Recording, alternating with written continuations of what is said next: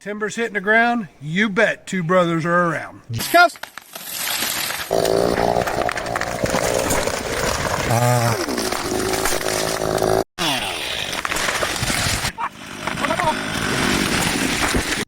Hello everybody, welcome back to Two Brothers Outdoors. Glad you could join us today. So we have a big order coming in Saturday morning. We're going to be cutting up some locusts. It'll be a first for us. We've never cut locusts before, so this may be a learning experience. On the last video you can see our blades were getting dull, so we're taking the blades off and we're going to sharpen them. We're going to be using the Hud-son blade sharpener that I bought during the pandemic because we couldn't get blades, so we ended up having to get a sharpener to sharpen what we had. So stay tuned. We're going to show you ins and outs, the good, bad, and the ugly about this sharpener. After watching this video, if you have any questions or comments, feel free to stick them in the comment section. We will get back to you. Come on into our dungeon where we work. It's heated and it's air conditioned and it's a mess. But we do a lot of work here. A lot of ideas are spawned here. As you can see, we have blades hanging all over the place that are dull. We'll get to them sooner or later.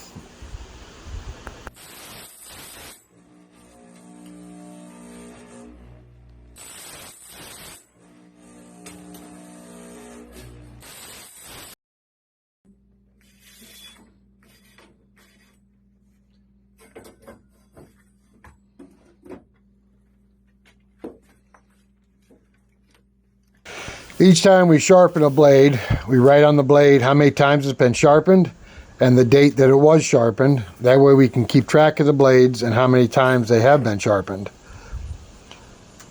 Now I'm marking the blade so I know where I started and I know where to end.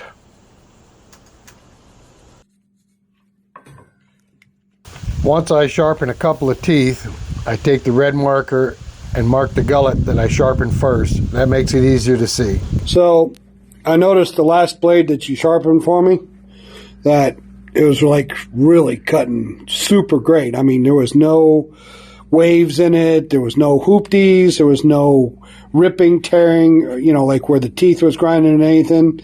You told me you made some mods on your sharpener. What did you do?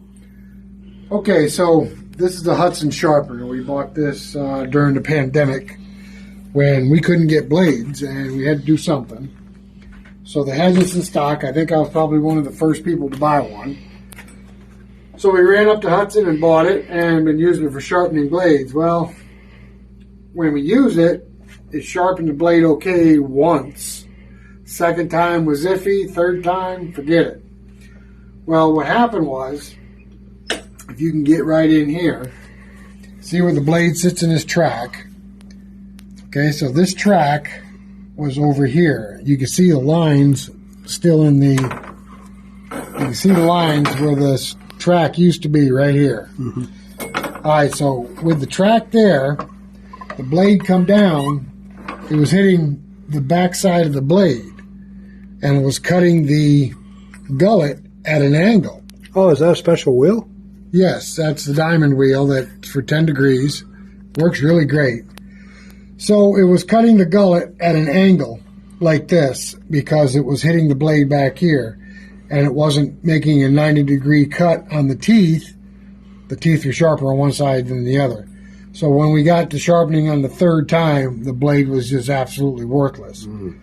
So I cut this track off here and I welded it in the center of this plate.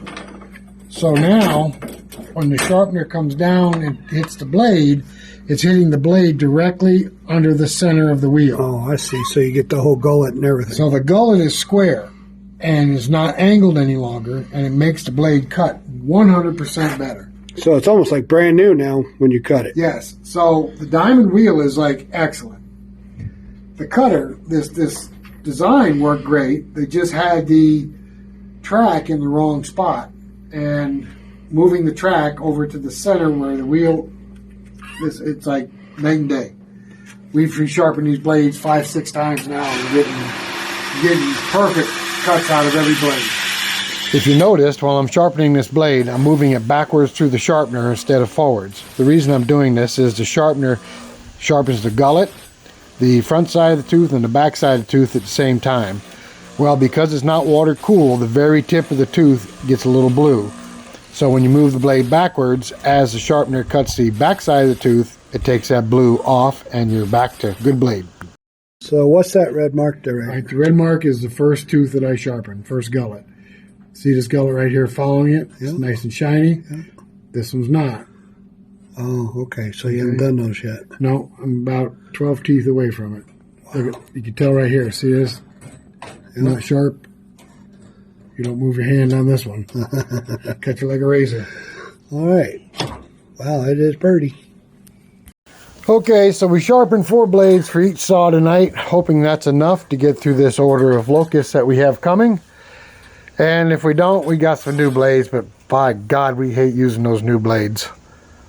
It's just like giving in to spending more money.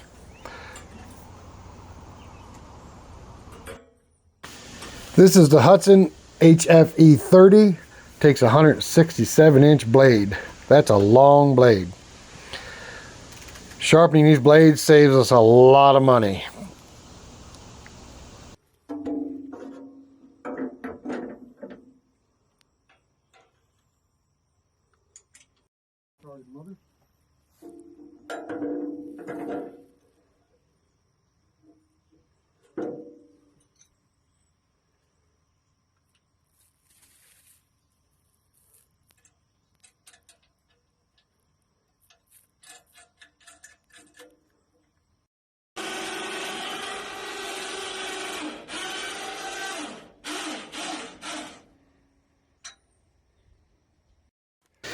This is a Hud-son Freedom Line Patriot.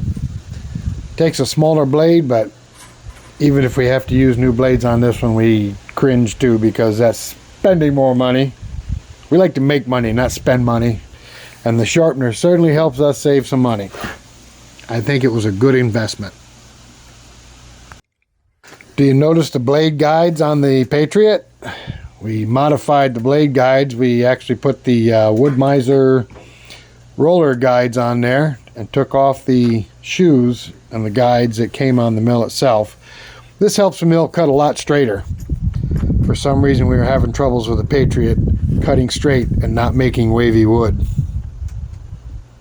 Okay everyone, that'll bring this video to a close. Thanks for watching. Give us a thumbs up and hit that subscribe button. I hope this video helps you if you've bought one of the sharpeners from Hud-son. See you on the next one.